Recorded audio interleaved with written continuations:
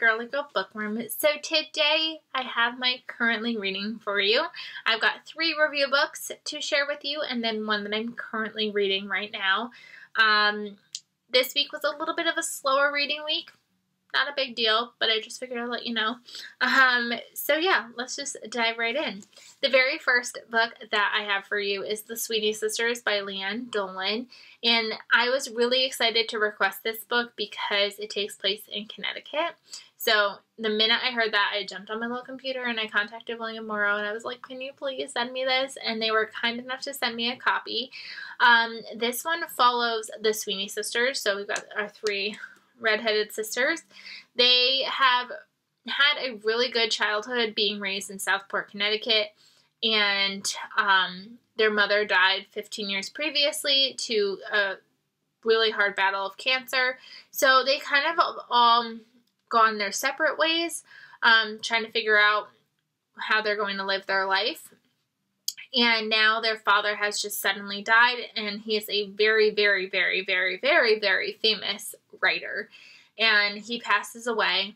So they have to come back together again to kind of pick up the pieces of what their father kind of has left behind and to kind of figure things out. So they go to the reading of the will, and they find out that they're kind of in dire straits of money. There's apparently a hidden memoir somewhere that they have to find. And one little extra thing, they have another sister. So they actually have a half-sister, and they didn't know it.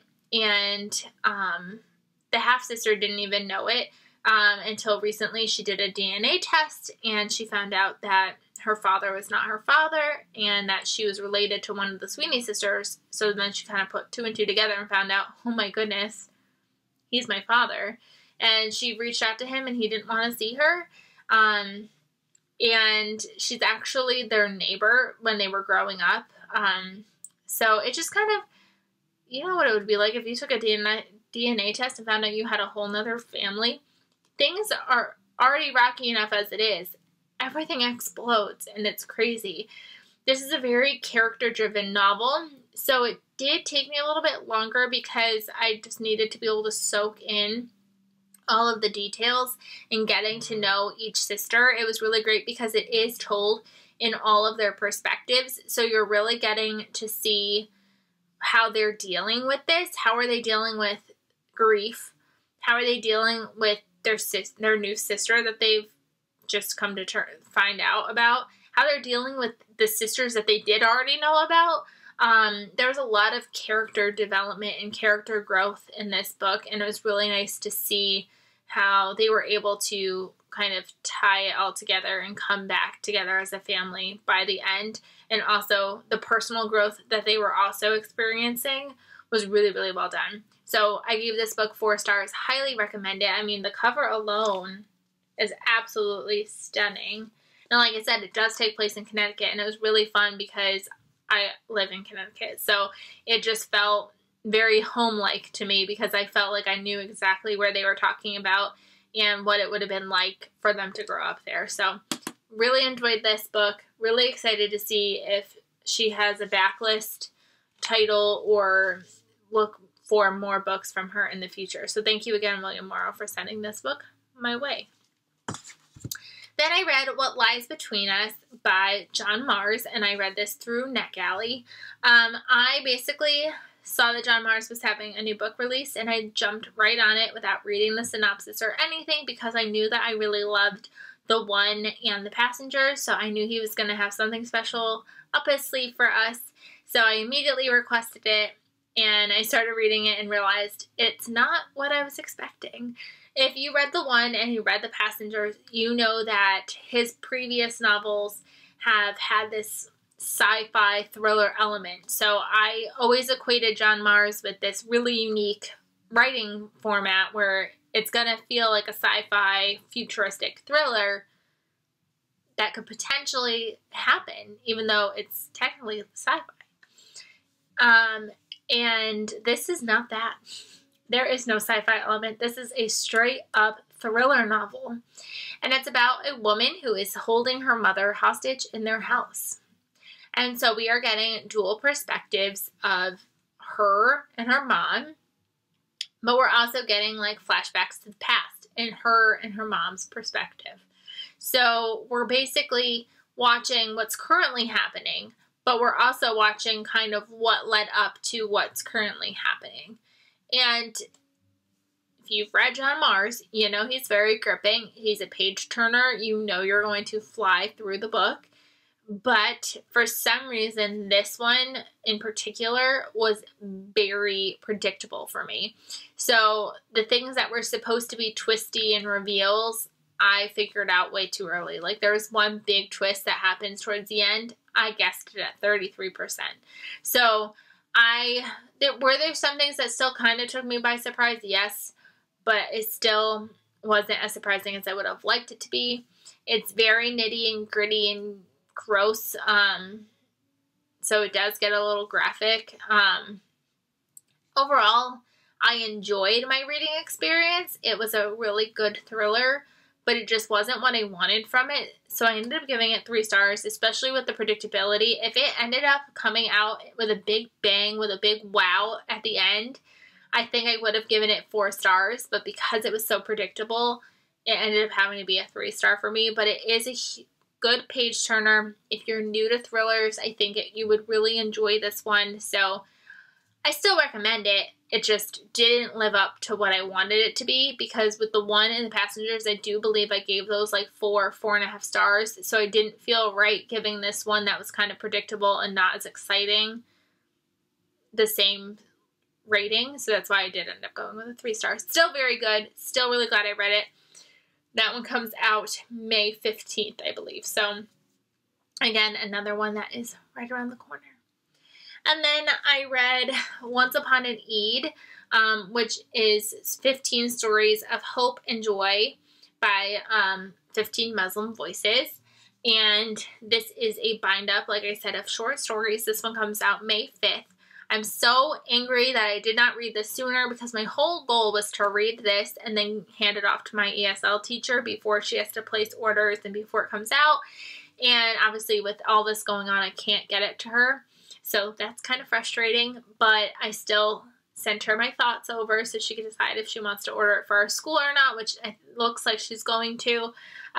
This one I was really excited to read about, because I have been really trying to embrace diversity in different cultures and different celebrations into my classroom. If you didn't know, I'm a 3rd grade teacher, and last year I spent a lot of time really trying to learn a lot about the Muslim culture, or the Islamic culture, because I did have a student who was celebrating Ramadan and Eid, and I wanted to be able to relate to him and have him be able to share his story with the rest of our class.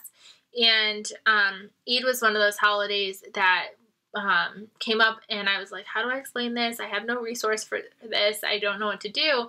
And so when I saw this was coming out, I got really excited, because I felt like this could be really helpful. And this is actually geared to 8 years old and up.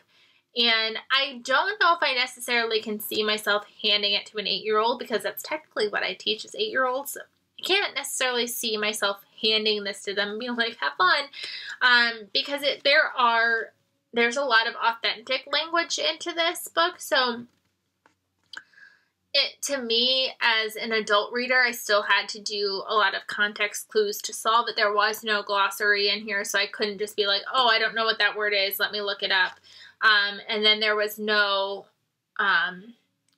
they would speak in their native tongue, and it was never hyphenated with, like phonetically hyphenated, so I did not know how to pronounce it. So I don't know if I would necessarily, like I said, hand it to an 8-year-old and be like, have fun.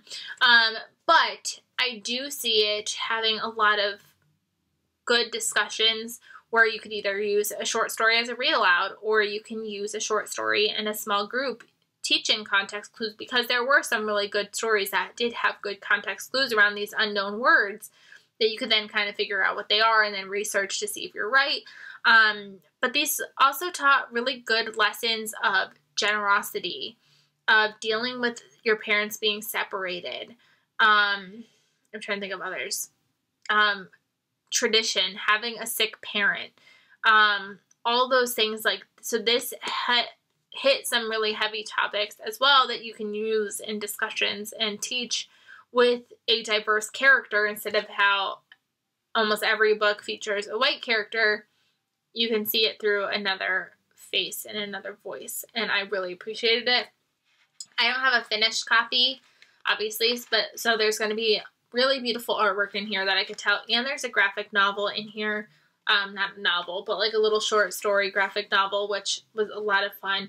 I really enjoyed this. I flew through this. I read it really, really quickly, and I gave it 4.5 stars. I find it to be a very valuable read, and I hope that this gets in the hands of a lot of students and children in the future. So this one, like I said, comes out hopefully still May 5th, and I highly, highly recommend this one. And then the book that I am currently reading right now is The Paris Hours by Alex George. I ended up joining, I talked to you about it in the past, Mama Lee Ellen, Book Nook. She is on Instagram, and she does a book club reading historical fiction every month. And of course, right after I chose my book of the months for this month, she announced that this was going to be the pick. And of course, this pick, it does not come out until May as well. So we ended up setting up a book of the month book club to be able to pick this book. So I got it. We have our first discussion tonight, where we had to read half the book, and then we will have the rest of the discussion next Sunday. So this one is good so far. We are following a bunch of different characters in France in around the 1927, I think. 1927 in Paris, and they all kind of come from different walks of life. We've got an artist, we've got a writer, we've got a maid kind of person. We've got a lot of different people that we are following, and a puppeteer, and they are kind of going through these like moments of life, and eventually apparently they are all going to tie up together in the end. So I'm really curious because, like I said, they're all from these different walks of life, and right now I can't see the connection of how they're going to end up coming together, but according to the synopsis, they're going to. So I'm really excited to see what they're going to get into. In the beginning, it was kind of slow because I was trying to figure out who all these people were and who all these characters were, and now that I've kind of like sorted them out, kind of figured them out, I'm in. So I'm really excited to see how this is going to turn out, and I'm excited for our discussions on it. So I will tell you more about this in an upcoming video.